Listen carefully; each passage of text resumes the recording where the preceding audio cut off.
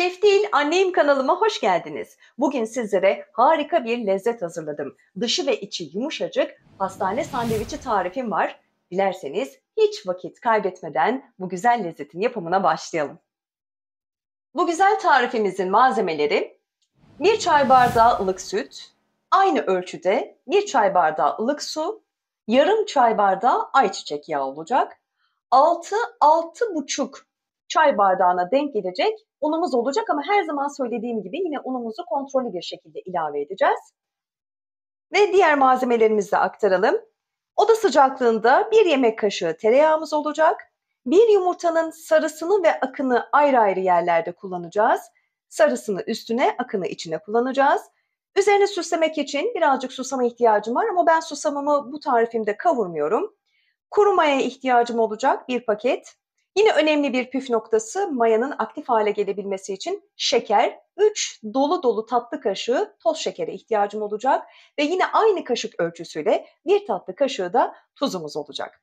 Hadi şimdi hiç vakit kaybetmeden bu güzel malzemelerle tarifimizi yapmaya başlayalım. Suyumuzu kavurma kabımızın içine alalım. Aynı şekilde oda sıcaklığındaki sütümüzü de yine yoğurma kabımızın içerisine boşaltalım. Ve tabii ki kuru mayamız olacak. 1 paket kuru mayamızı da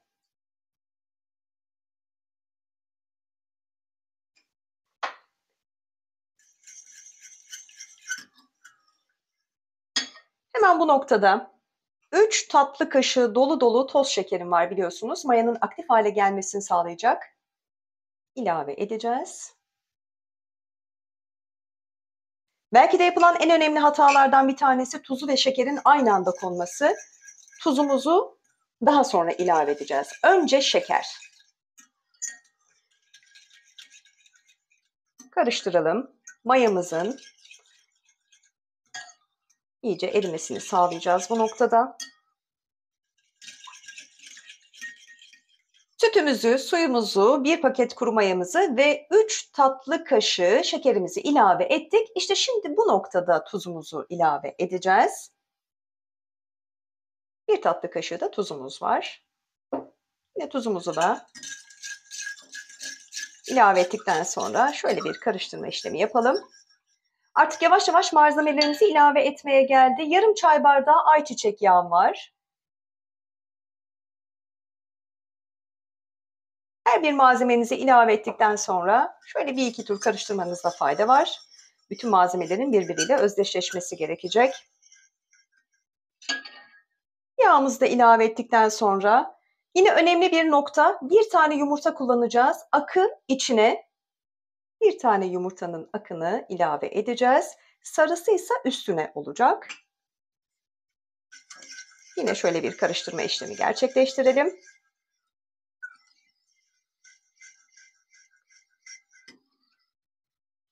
Artık unumuzu ilave etmeye geldi sıra. Biraz cıvık bir hamur olacak, tam mutfak tabiriyle söylemek gerekirse. Ben o yüzden çatalımı hiç çıkartmayacağım. Çünkü istediğim kıvama gelene kadar çatal yardımıyla yapıp daha sonra güzel yoğurma işlemine devam edeceğim. 6-6,5 çay bardağı demiştik. Şimdi kontrollü bir şekilde unumuzu ilave edelim. Kıvamını göreceğiz birlikte. Hep söylüyorum ve söylemeye devam edeceğim. Hamur işlerinde un ilavesi, un miktarı ve kıvamı çok önemli. Dolayısıyla da sizin evinizde kullanmış olduğunuz un ve burada seçmiş olduğunuz yumurta büyüklüğüne ve küçüklüğüne göre de değişiyor. Gerçekten çok önemli. Bu kadar bir un takviyesiyle şöyle bir karıştıralım.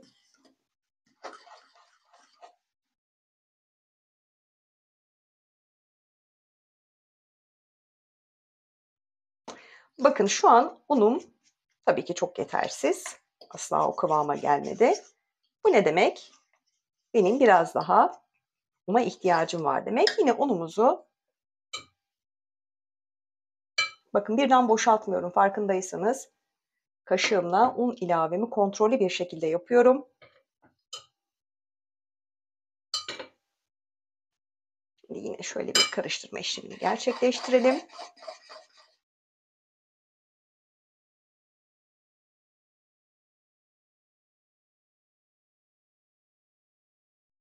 Şimdi unun ve hamurumun kıvamını anlayabilmem için artık bu çataldan kurtulma zamanı. Şöyle güzelce sıyıralım tüm malzememizi. En sevdiğim kısma geldim. Yoğurma aşaması.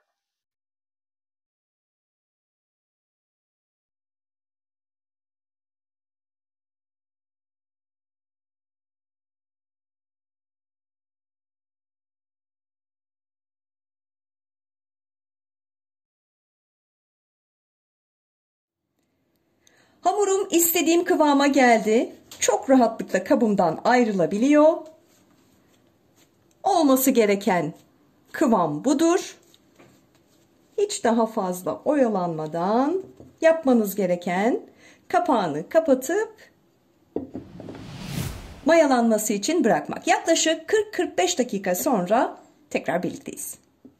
Hamurumuzu mayalanması için bırakmıştık. Yaklaşık 40 dakikayı geçti. Muazzam bir görüntü. Şimdi kapağını açalım. İşte benim ölçüm hep budur.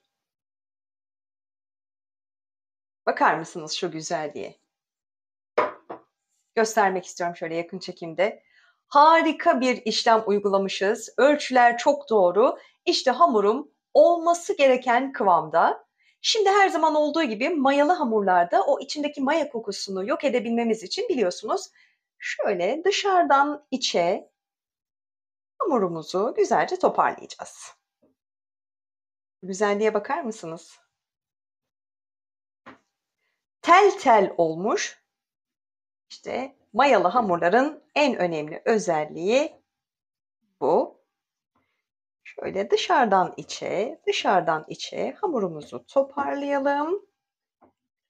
Artık hamurumuzu kabımızdan ayıralım. Tezgahımıza azıcık un alalım. Hamurumuzu şöyle bir bırakalım. Şu şekilde gelişigüzel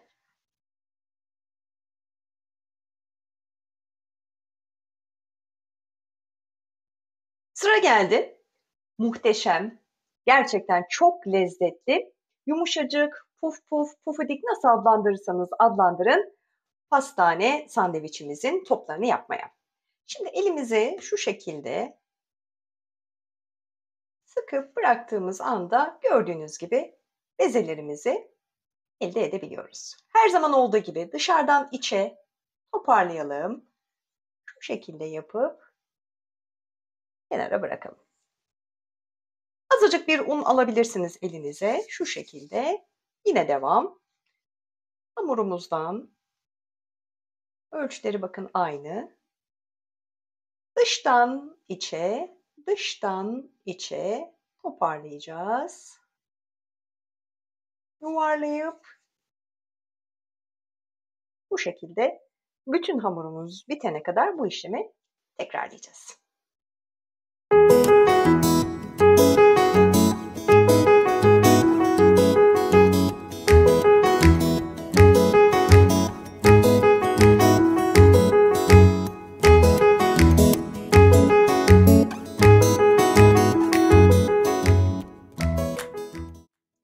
Şimdi burada yine önemli bir püf noktası var. Burayı da hiç atlamadan sizlere aktarmak istiyorum.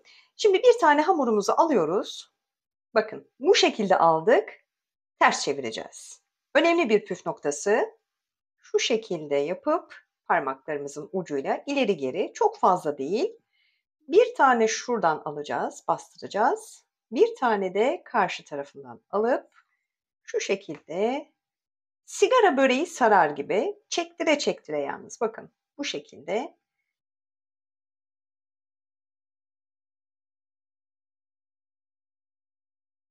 Birkaç kez daha tekrar edeceğim size. Hamurumuzdan bir parça alıyoruz. Ters çeviriyoruz. Parmaklarımızın ucuyla ileri geri birkaç dokunuş yapıp çok fazla bastırmıyoruz.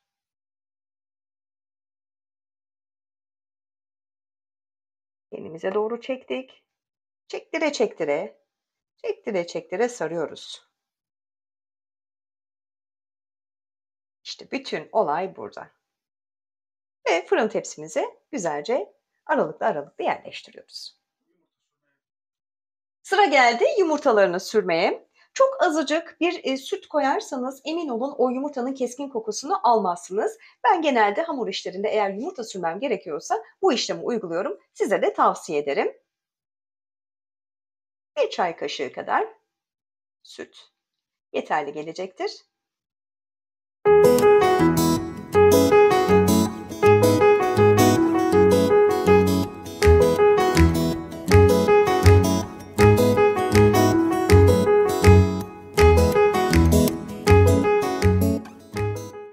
Pastane sandviçlerimiz fırına gitmek için hazır. Önceden ısıtılmış 200 derece fırında yaklaşık 40-45 dakika pişireceğiz. Pastane sandviçlerim yaklaşık 45 dakikadır fırındaydı. Fırından çıkartır çıkartmaz emin olun sıcacık şu an dumanı tütüyor diyebilirim. Sizlere bu şahane görüntüyü özellikle göstermek istedim. Sandviçlerimi yaparken özellikle yumurta sarılarını sürerken size ne demiştim? Lütfen aralıklı dizin çünkü bu gördüğünüzün 2 katı kabaracak demiştim. İşte sonuç ortada. Gerçekten görüntüsüyle, tadıyla, kokusuyla muhteşem bir lezzet. Şu an çok sıcaklar. Bu ilk sıcağı geçtikten sonra sunumla tekrar karşınızda olacağız. Pastane sandviçlerim artık oda sıcaklığına geldi. Sizleri biraz da yakından göstermek istedim. Yumuşaklığını, özellikle iç dokusunu böyle yakından da göreceksiniz. Bakar mısınız şu güzelliğe? Olması gereken ölçüde ve kıvamda yaptığınız takdirde sizler de böyle başarılı sonuçlar elde edebileceksiniz. Dilerseniz tıpkı pastaneden aldığımız gibi bu şekilde boş tüketebilirsiniz ya da evinizde sabah kahvaltısında tüketebilirsiniz. Akşam 5 çaylarında da tercih edebilirsiniz değişik bir alternatif olarak. Ben 2 şekilde sunum hazırladım. Dilerseniz bu şekilde boş, dilerseniz de içine maydanoz, peynir, kaşar peyniri, yanına azıcık zeytin, azıcık domatesle de süsleyebilirsiniz, taçlandırabilirsiniz. Bugün sizlere gerçekten çocukluğuma gittim ve bu tarifi özellikle paylaşmak istedim. Harika, yumuşacık, pufidik, puf puf pastane sandviçi yapmak istedim. Şimdiden bu tarifimi yapacak ve deneyecek olanlara afiyet olsun. Lütfen kanalıma abone olmayı unutmayın. Şef değil, anneyim. Yeni tariflerde görüşmek üzere, hoşça kalın.